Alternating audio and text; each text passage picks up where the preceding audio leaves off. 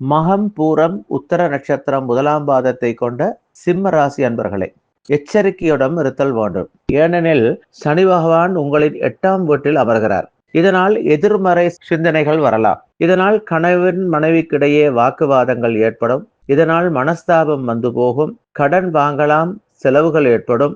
கையிருப்பை கரைக்கும். பூர்வீக சொத்தின் பங்கை போராடி பெறுவீர்கள். நெருக்கமானவர்களா ஏமாற்றம் அடைவீர்கள்.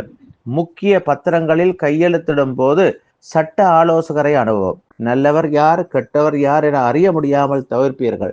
இந்த காலகட்டத்திலே பெண்கள் விவாக விதத்தில் தாமதமாக எடுத்துக்கொள்வது நன்மை. குழந்தை பேறு சற்று உடல் நலத்தை அல்லது உடல் ஆரோக்கியத்தில் குழப்பங்கள் ஏற்பட இடமுண்டு. மாணவர்கள் கல்வியிலே கூடிய கவனம் செலுத்தல் வேண்டும். விளையாட்டுத்துறை போன்றவற்றிலே நாடும் மாணவர்கள் உடல் ஆரோக்கியத்தில் கூடுதலான கவனம் தேவை. பொதுவாக கடன் வாங்குவதை தவிர்த்து வந்தாலே நன்மை தரும். குலதெய்வ வழிபாடும் சனி வழிபாடும் அவசியமாகும்.